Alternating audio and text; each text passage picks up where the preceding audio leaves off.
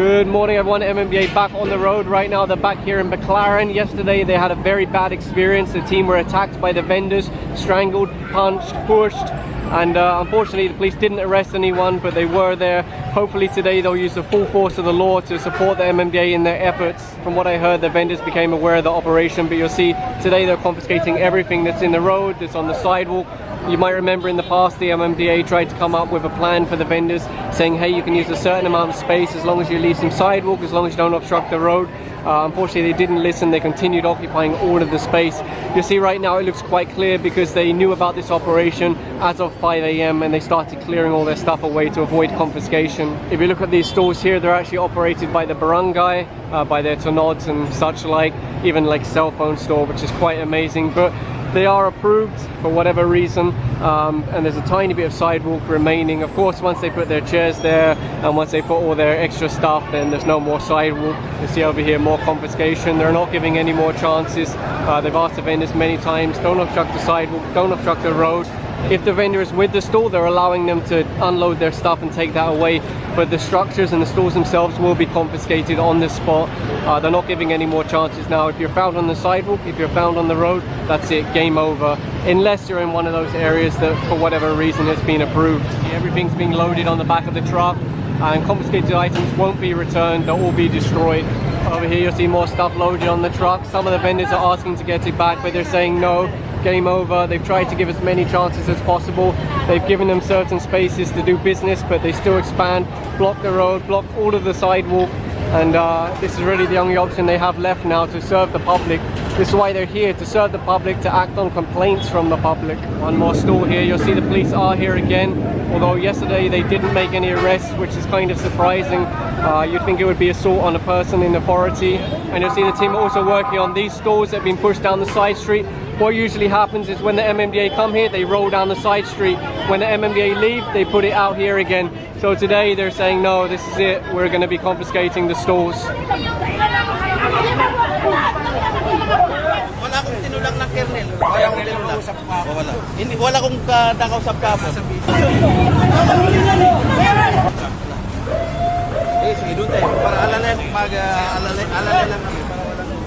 Another store down here that's trying to run away, but they're going to allow them to unload their stuff and then they're going to confiscate the carts and destroy it.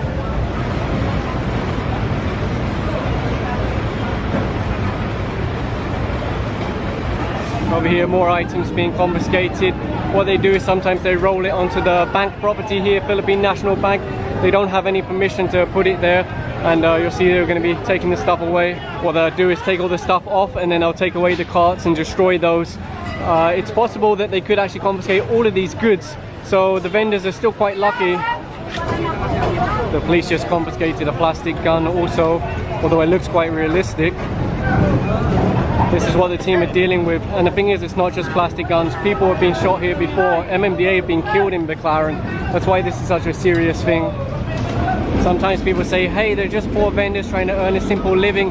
What those people don't know is that a vendor can earn more in one day than the sidewalk clearing team will earn in a week. And these guys are putting their life on the line every day. So that excuse of, oh, they're just trying to earn a simple living, it doesn't add up. And the MMDA tried to give them a legal space to do their business. As you get closer to the LRT, you'll see there's no more sidewalk left. But from what I know, these vendors have actually been approved and pedestrians are expected to walk between all of those stores, which of course won't happen. Everyone just walks in the road. Same over here, these stores are all approved, and there's a small sidewalk behind that one that people can use, but again they won't, because who wants to put themselves in a dark alley surrounded by stores? Of course people would just walk in the open road. You'll see more vendors under the LRT are now trying to roll their stuff away to avoid confiscation, but I think it will be confiscated on the spot. It's doing business in the road. It's only rolling away now that the MMDA are here.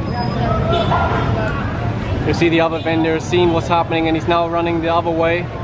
And I can see some of the vendors also rolling their stuff onto the LRT station. It's not allowed there either.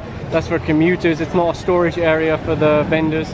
They allow them to remove their stuff, the actual products, but the rolling carts and the fence panels, they're all being taken. You see they've also got electrical wires. The MMDA have cut so many jumpers here in the past. And what you'll see on the floor here is a yellow line that's been painted to show where the vendors are actually allowed to stay behind that line. The funny thing is, that's actually sidewalk, so it's quite interesting that they were given that in the first place. But the problem is they keep expanding beyond that. Like here, for example, how many times have the MMDA cleared this, pushed it back, and they just keep expanding. Even when they've been given a space, they just keep expanding and taking more space. So the MMDA are moving in now. They're going to cut down this tarpaulin, they'll confiscate that, and they should empty everything off the racks, I guess, same as they did further down the road. The other interesting thing is all of these DVDs here are pirated and they're just sold in the open. There's no secret, it's, you know, business as usual. You see right now one of the vendors is trying to remove his electrical wires from the center of the road. There you go, the sidewalk clearing team moving in now. They're going to be confiscating it. There's no reason to be running electricity into the center of the road, and it just encourages vendors to go there and do their business, because normally you see them all in the center of the road. In fact, this whole road would be impassable because of vendors. And over here you'll see they're rushing to take down more electrical wires that they've run to the middle. The thing is, you couldn't do this without the barangay seeing it. The barangay know about this. The problem is, according to the barangay, according to the city, this is okay. It's only the MMDA that are working to fix this, and their complaints come in from everywhere. They come in direct, they come in by the presidential hotline. They have to deal with this, but unfortunately they're alone, except for the PNP who's here for security.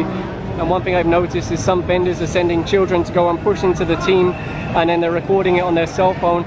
I think they're hoping that there will be some kind of reaction from the team, and then they can use it as an excuse. Over here the team are working on removing more carts. Again, they'll empty the stalls, leave all the products, but they'll confiscate the tarpaulins, the rolling carts, the fencing and things like that. There's a lot here obstructing the road. So here's one empty stall they're taking over to the truck now.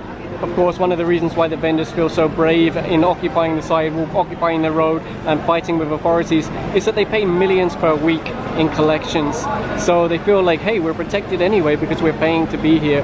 But no, MMDA want to fix this problem. I don't know if they can, to be honest, because without the support of the barangay and the city, it's very hard, but at least they're trying.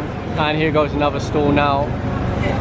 You'll see another stall over here in front of LBC. The amazing thing is that the vendors actually found out about this operation at around 5 AM, but some of them decided to stay here and take their chances anyway, hoping that the MMDA would just say, okay, next time, next time. You'll see over here the vendors are rushing to deconstruct their stalls from the sidewalk, probably extending to the road later in the day also. In fact, not probably, I know for sure. I've gone through here when the MMDA aren't here, and this whole road is blocked by vendors' stalls. Over here a bunch more stalls in the road. I'm not sure if these have been approved.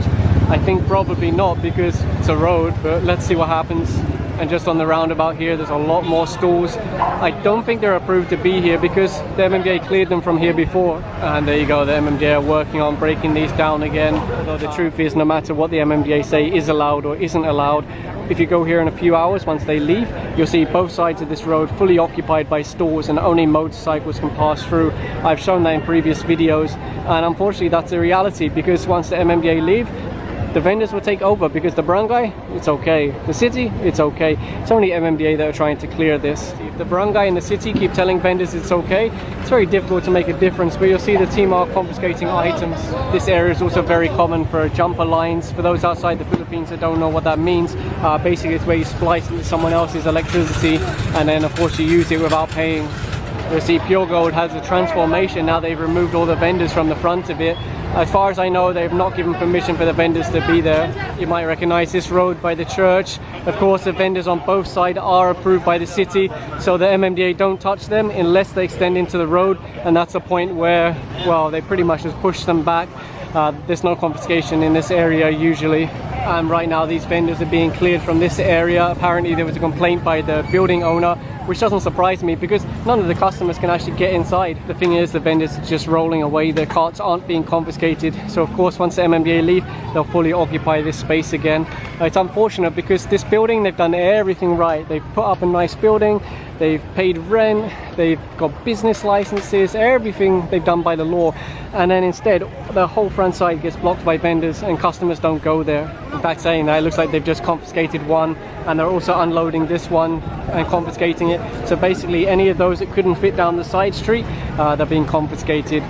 Let's not even worry about that street for now because it's completely impassable. You don't even know there's a road there, you can't see it anymore.